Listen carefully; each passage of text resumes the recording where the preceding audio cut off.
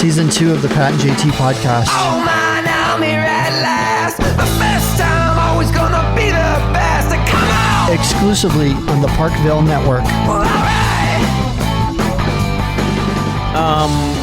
We are saying thank you for subscribing and not shaking hands. We're saying thank you for liking and reviewing without knuckle bumping, no touching. Just thank you so much for listening to our podcast, subscribing, whatever it is you do. 402-403-9478. You can text us. Very nice. And Dax Holt with us.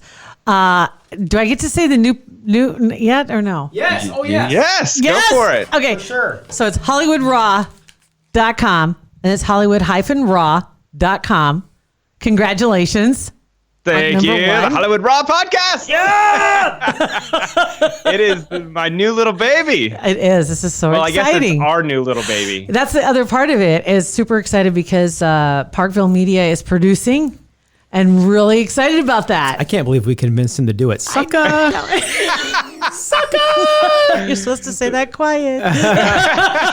You guys have had, so we've got a few episodes in the bank ready to go, and some pretty big ones. Like, you're jumping out of the gate ready to go. Hot. We're trying. We want to make you proud, you know. We can't switch production companies and then bring you slop. So That's what I'm talking about. So we have been recording like crazy, getting ready for iTunes to hurry the hell up.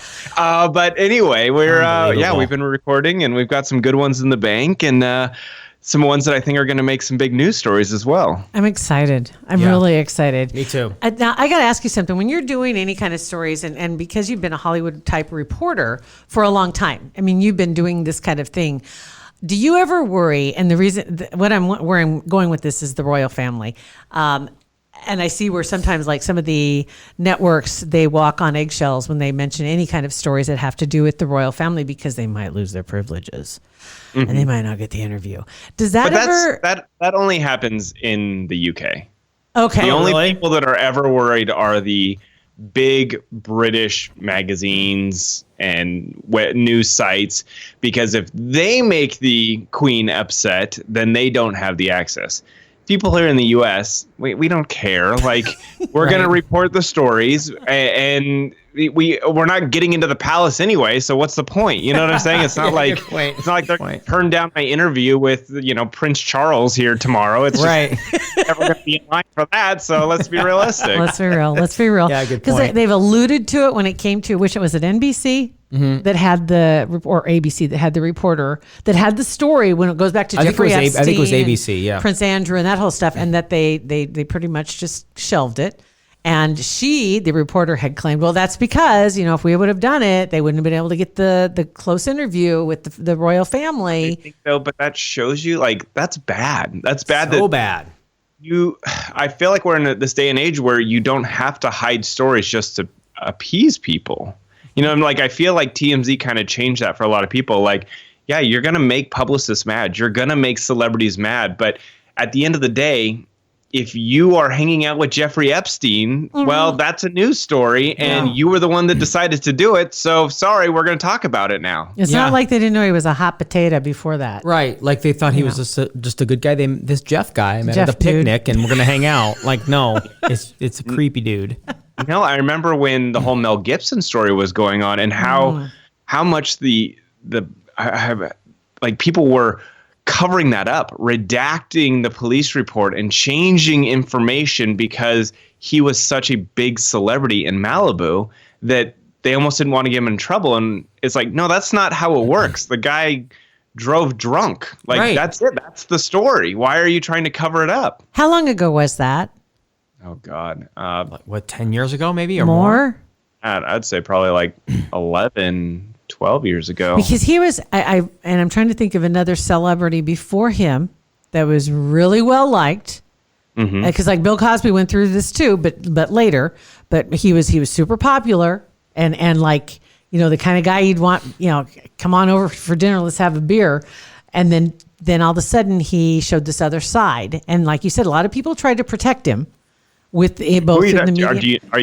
Do you know the person's name? Or are you hiding it? What's going on? No, I don't. Michael Jackson was kind of that guy. Michael Jackson was like that too. Is it someone that you remember? You just can't think of their name? I'm trying to think of who was before Like anybody before Mel Gibson that was Before so Mel big Gibson that they or- tried. I'm telling you, there's probably hundreds of stories that were covered up, because you have to realize publicists had so much control over celebs and the media, and they could bend and twist these stories. So if People magazine called up and said, hey, I've got this story I'm really interested in, someone doing, let's say, drug use, and we've got photos, we've got videos, they say, how about you not do that story, and in return, this big celebrity will do an exclusive interview for you about their next movie. I believe that, because I think that was the standard in Hollywood for decades. Do you think it's social media that really kind of opened that up Opened to the where can of worms? basically everybody that has any sort of information is a reporter? I mean, I hate to say it, but I really feel like TMZ changed the game with I that. do too. I think so can't too. think of anybody before that. And I got to tell you, when I was watching Harvey at the beginning, and I remember him being like, no, I'm not going to play these games that the publicists want me to play. And I was kind of like, but then you're not going to get the interview. And I realized, like, it wasn't about the interview. It was about the truth coming out. Yeah. And how so many publicists would bend over backwards to save the reputation of their client, because they're essentially getting paid by that client. But like, someone could do a horrible thing and then it just be pushed under the rug so you can get an exclusive interview. And Harvey was never going to play that game. So why did Harvey, you think, had the seeds to do that? Because that's a huge left turn for media. Yeah. I mean, in what Hollywood. was his inspiration when he decided to do this? Do you know that No, story? he did Celebrity Justice right before. Yeah. So he's all about his court cases and all about like the truth, I think. And so I think he got to a point where in his career that he was like, I want to tell the real story, not the fabricated publicist story. Yeah. Or not sweep it under the rug and make it look pretty. Yeah. Exactly. And I think it also evolved a lot because, with Paris Hilton and that car crash she got into. Yes. That was the very first TMZ story ever. Was it really? Really? We weren't set to launch for like another maybe month or something like that. And so the morning that it happened, it was like, all right, well, this is worth launching the website. So TMZ, when you went there, it was literally just a video player of that. There was nothing else on the website. Were you in the office at that time? Like, you're part of that whole initial? That's crazy. Really? Okay, so now we're going to dig a little bit farther. How were you hooked up with Harvey? How did you get in on this? How at the ground level? So I was back in college. I had to do an internship just to be able to graduate, and I had called around everywhere. The only place that responded to me and let me in was Extra, the other entertainment TV show. Wow. And Extra and TMZ are sister shows. Okay. Well, sister, at that time, TMZ was not a show. It was just a website. So they were sister programs for Warner Brothers. And so I was working there, and I got introduced to one of the producers at Extra, whose name is Evan Rosenblum, who introduced me. He goes, you should go meet Harvey. He's right upstairs. He's starting this new website, Thingamabobber, and he's great with interns. You should go meet him. Like, why not? So I went upstairs. I was hobbling around because I was on crutches at the time. I had just dislocated both my ankles. Good Lord, how did you dislocate both of your ankles? Gymnastics accident. You know what? I remember you told us that. Yeah. Didn't you break both your? Was that some with your wrists too, or was it just your ankles? Just my ankles. You never. Well, hurt I your I wrists. dislocated my elbow once. I've done a bunch of stuff. We had a girl in dislocating our both my office. ankles at the same We had a time. girl in our office at one time. She broke both of wrists. her arms, and her husband had to take care of business for about 6 weeks for her. She fell on the ice. That sounds like She the had- most miserable thing. She was her Terrible. casts were out like this. Her arms were like this for I don't know how long. She had to go through It's doorways basically sideways. called Like 6 weeks of swamp ass. Is what that's called. My wife would be like, nice try. Not a chance. happening. No, you have to squat over the sink in the kitchen and use that hose. there's That's a I wouldn't nightmare. want my wife to do that. I would not want. I would go to Craigslist you have before to I have Google. my wife do that. It's like there's got to be a Google for this. Hold I on. want my wife to at the end of the day still find me somewhat remotely attractive. right. And after she wipes my butt, she's not gonna find that. She's gonna be like, nope, Dax out. We are never having intercourse again. Ever. Now she wipes my butt. That is never happening. Oh my That's why I'm God. heavily insured. So yeah. anyway, back to your ankles. Gross. Okay. So gross. I end up hobbling into Harvey's office. I had no idea who he was. I didn't realize he was a big producer at the time.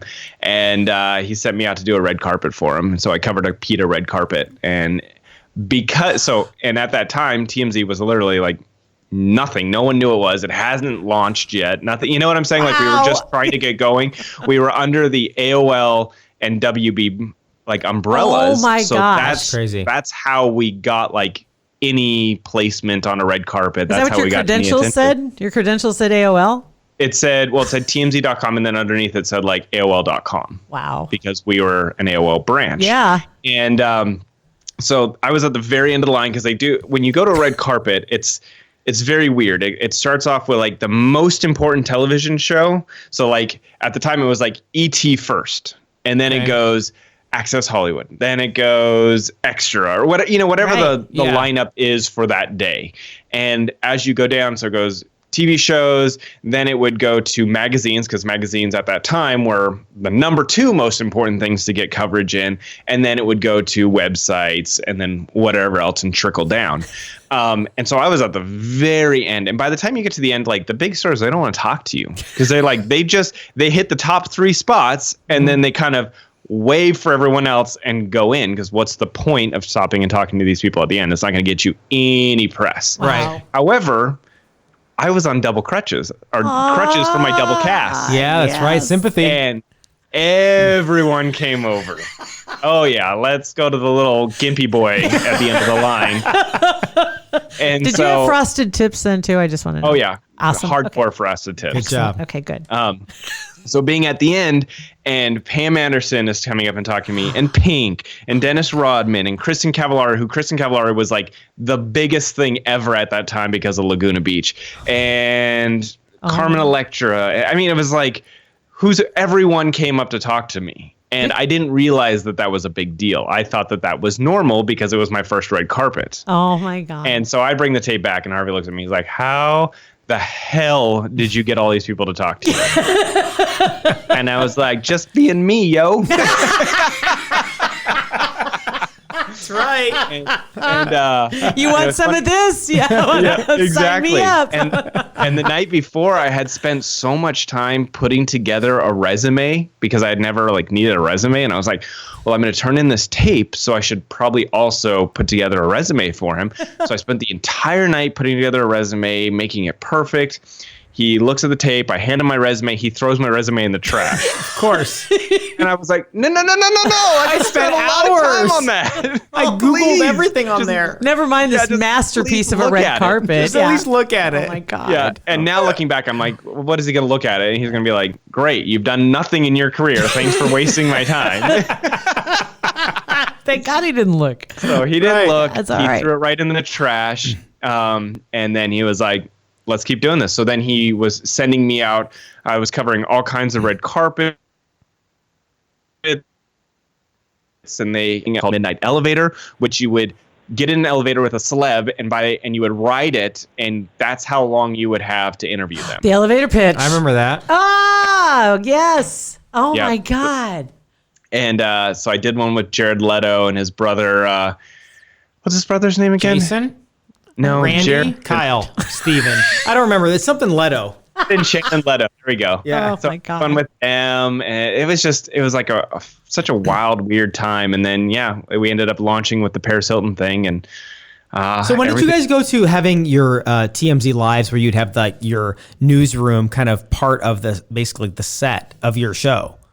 Well, that was from the That beginning. was from the very beginning. beginning. So the website was around for a year before the TV show launched. Wow. I want to say a year, maybe some more than that. I'm not sure. Can't remember. It's hard. But then right when we started off, we had hosts on TMZ. So when we started, there were hired hosts. We had 4 hosts, and they would be the ones that would intro and outro the packages. So it wasn't. I thought it was always Charles and Harvey. You're thinking TMZ Live. TMZ Live didn't come around for a while after Okay, that. got it. Oh, you're right. You're right. Okay. We would all film in the newsroom, Got The it. Daily Show. Okay, got it. I know what you're talking And about. and so we would have hosts, and we would kind of talk. We would have our morning pitch meeting that they would film, but it was more the hosts that were leading the show. And then they realized that they wanted to just get rid of, like, we had a makeup team, we had a wardrobe department, like the whole thing. And then they were like, why do we need these people? We're looking like just like every other show. So the hosts left, and then it was just straight newsroom. Wow. So when you guys did your pitch meetings, did you, like, when you would have connections, for example, with specific publicists or actresses or actors, whatever, or you had thoughts of stories, you would pitch that in the morning individually, or how would you guys each get different? Like, what would you be pitching?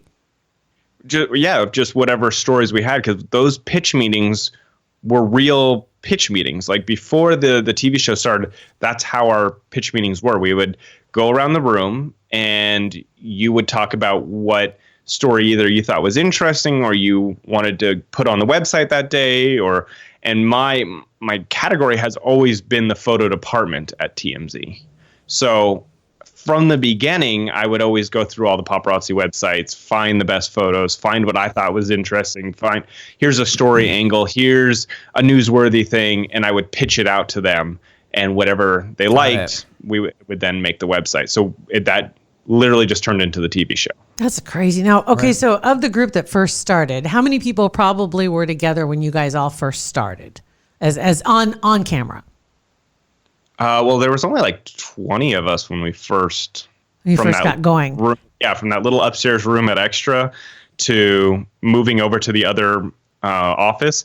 There was only like 20 of us. Some people stayed, some people left, and then, I mean, originals, there might be one or two left. That's what I was wondering, because you're like OG, you parted ways just not that long ago, a few years ago, but still, are there still some of the originals still there? A couple maybe still there? I think there's one. Wow. So now your co-host for the Hollywood Raw podcast is Adam, and he was a photographer for TMZ. He was like one of our head camera guys, but out of New York. So he was the guy that has been like running through the streets of New York, getting people, but he has like a really great reputation in New York. Like everyone knows him. So he's the guy that like, he's outside and Oprah steps out and she's like, Adam, how are you? Oh, that's cool. Yeah.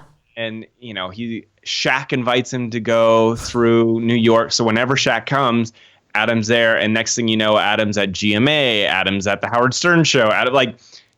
Shaq loves him and just grabs him and says, let's go. You're hanging out with me for the day. Like, picks him up and tucks him under his arm and says, Adam let's go. has the craziest life. And that's one of the fun parts about the podcast is like, I'm like, oh, you know, he comes in. How are you doing? How was your weekend? I'm like, great. I did soccer games. He's like, well, I hung out with Shaq. And then after that, David Spade came over. And it's just like, what? Like, it's the craziest life he has. Right. That's awesome. I got Go-Gurts. Yeah.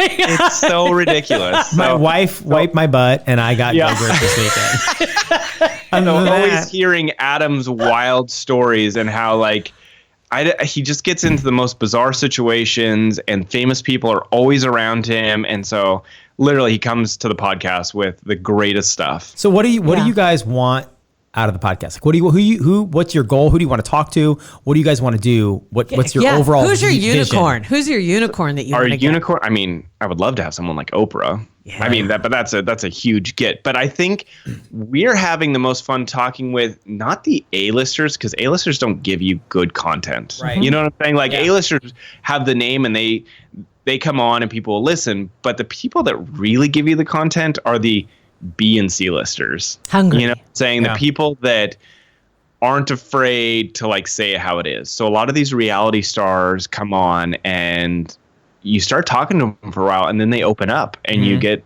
amazing content, amazing stories that they've never told before. One of the best guests we ever had was Farrah Abraham. Really? I would interview her in a second again. She was honest. Okay, so honesty. Okay.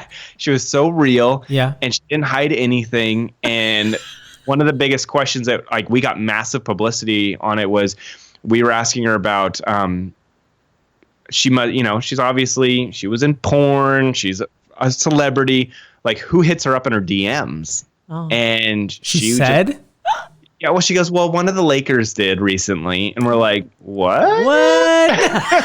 We're like, who? And she said, Kyle Kuzma. She goes, yeah, Kyle hit me up and said that he wanted to have me come to a game. And we're like, cool. And she's like, yeah, but he couldn't sit me courtside. So I said no. Oh, But wow. like Lord. the pure honesty of that, Right? I loved it. Like, Yeah. It was just hilarious. And so, Wow. Whip your vision into shape right there, yo, with Kugler Vision. We love that they're a supporter of our podcast. Absolutely. They've got some great things that are happening on their website. If you haven't been there recently at kuglervision.com, it already was so user-friendly. If you'd thought about having any of the procedures done, and so many different procedures. It's not just one procedure, one size fits all. But interestingly, you'll find over 600 5-star patient reviews, which is amazing. The number Right. of people that are taking advantage and saying, you know what? 2020 is going to be my year. And I think there were a couple of them that were talking about making improvements, that 2020 is the year. Right? Yep. That they're ready to go. And one of Absolutely. the first ones was vision. I said what Gary said too. Dr. Kugler's office is amazing. They are amazing because is. you have cookies and they have delicious like flavored waters. They and, do. Oh, and then they're also great doctors too. And that too, don't Yeah. forget. They said that the staff made the procedure a breeze. That's from Natalia. I especially enjoyed the surgery prep in a massage chair, covered come by a on. blanket, drinking some tea. I was relaxed, anxiety gone. I wish I'd done this years sooner. Now, to make it even simpler, you can text them. The number to text is 72000. You want to text C Omaha, 2 words, to 72000. I did that. And you will get back a response that will first ask you to confirm. So I text back yes. And then it sent me a link. And when you go to the page, it of course welcomes you. And then it's got some real quick questions about what it is that you're looking for. And then I got a follow-up phone call real quick. And super nice. Nicole called, and she's there just to make sure that you got the information you wanted.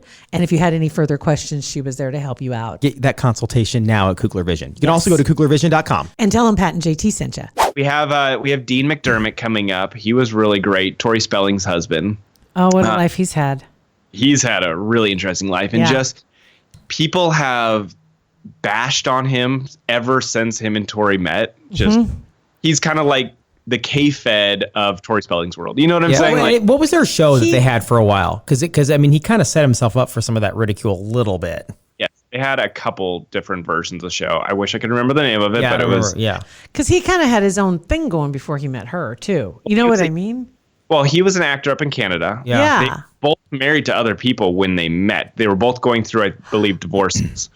And so that was one of the big strikes, was that they were both married. Wow. Yeah. They kind of found love in divorce. You know what I'm saying?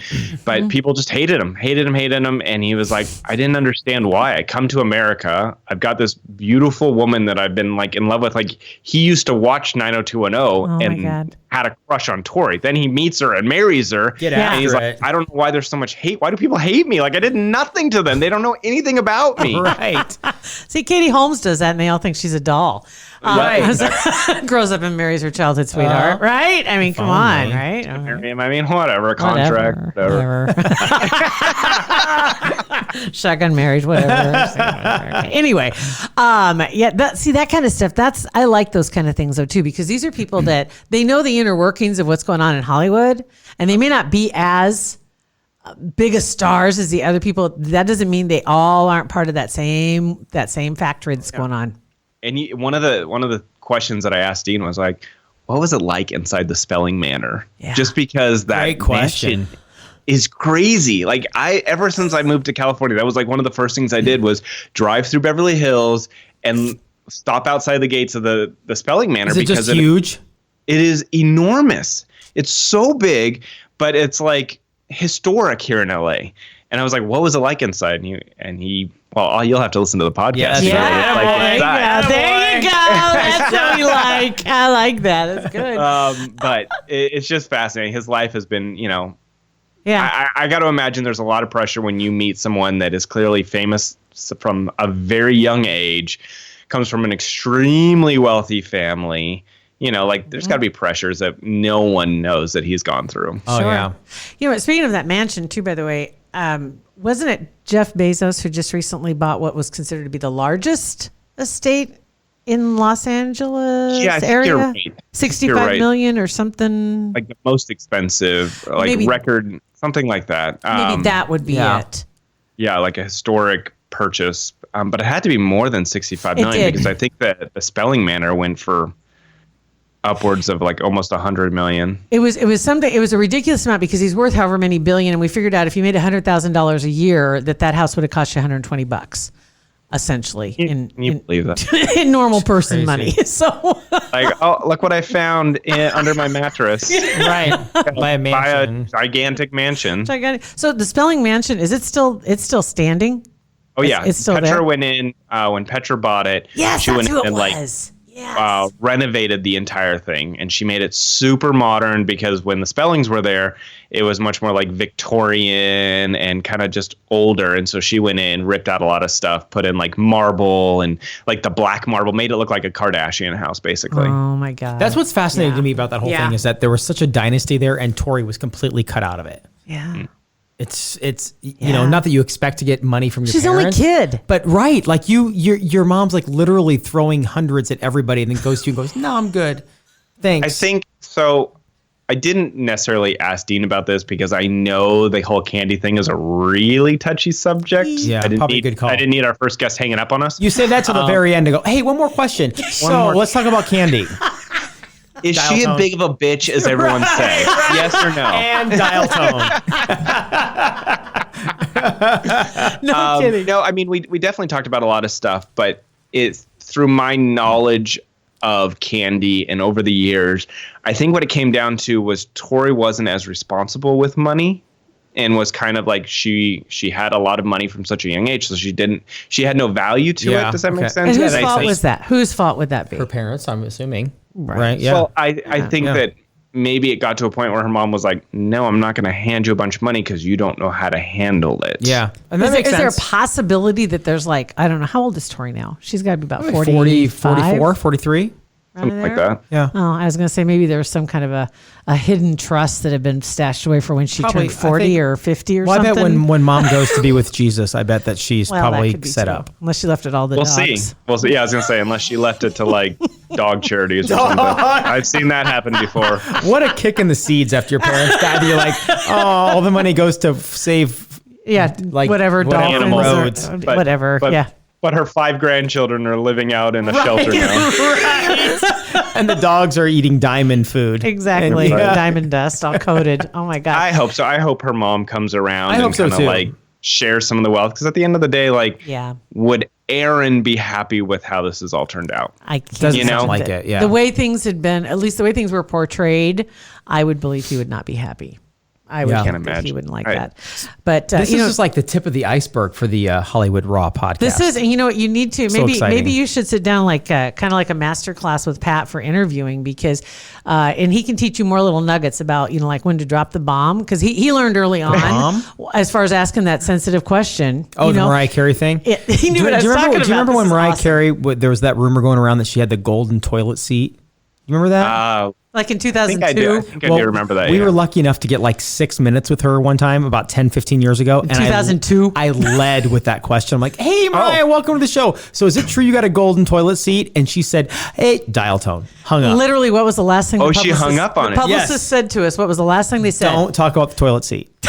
That was the first thing they said? Yes. So that on like the prep meeting. And so I'm like, oh, I'm going to be hardcore. I'm going to be like legit journalist. Yeah, I I'm going to go led with full it. Howard Stern on her. Yes, I led with it, and she gone. Hung up. She was out. We didn't even get anything. out of it. Nothing. We got like, nothing. Like literally less than a 30-second interview. Oh my God. Yeah. But did that get some press just because you fully asked her and she hung up? Only from us. From us. Lots of replays. Yeah, a lot of replays, a lot of promos. Back when they had a dial tone. That's so funny. Well, we're super pumped that Yes, you're we that you're are. with Parkville, and we can't wait to get this thing going. It'll be in the next, very shortly, within Soon. the next week or so. It's going to be up and rolling. Yeah. And I'm telling you, we got Shin Lim coming on. He winner of AGT, two-time winner of AGT, the Magician. Yes. So we sat and we chatted with him. So that will be coming up as well. And then we talked to Simon Rex. And if people don't recognize that name, he was everywhere back in like 2006-07 when TMZ was at its heyday and it was like Paris Hilton clubbing every night. That's right. He was one of Paris Hilton's like best friends. So he was in the Scary Movie franchise. He's been in a bunch of TV shows. He's a comedian. He comes on and talks about some of those more memorable moments of being in Paris's life and what her life has been like. He went on tour with Charlie Sheen back in the day, if you remember, during his like Torpedo of Truth tour. Yes. It was Simon Rex and him. Yes. And so he's telling us all about the behind the scenes of what it was like going on tour with Charlie Sheen and how that all wound up coming together. And by the way, he also dated Meghan Markle, so there's some interesting stuff there for sure. See that, and now you've circled right back around to the royal family. Very interesting stuff. Well done, very well done.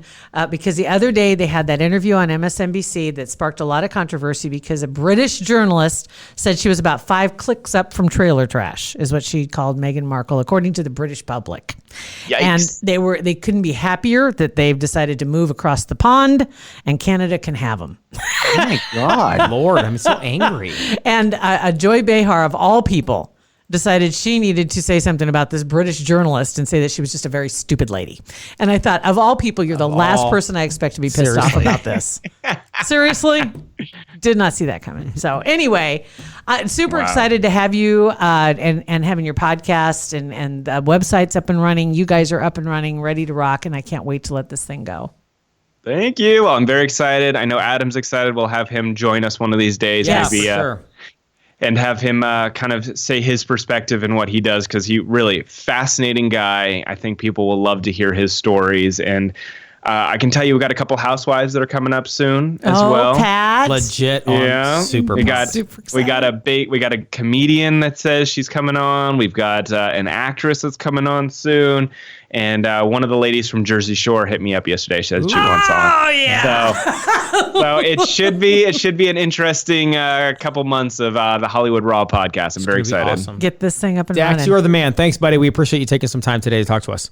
Thanks, guys. You Thank got it. you. We'll see you, Bye-bye. buddy. Bye-bye. Have a good one. Dax Holt from, now we can say, the Hollywood Raw podcast. Yes. Yes. Love it with the Parkville Media. So you can go to It's Pat and JT, Twitter, Instagram, and Facebook, or text us 402-439-4778.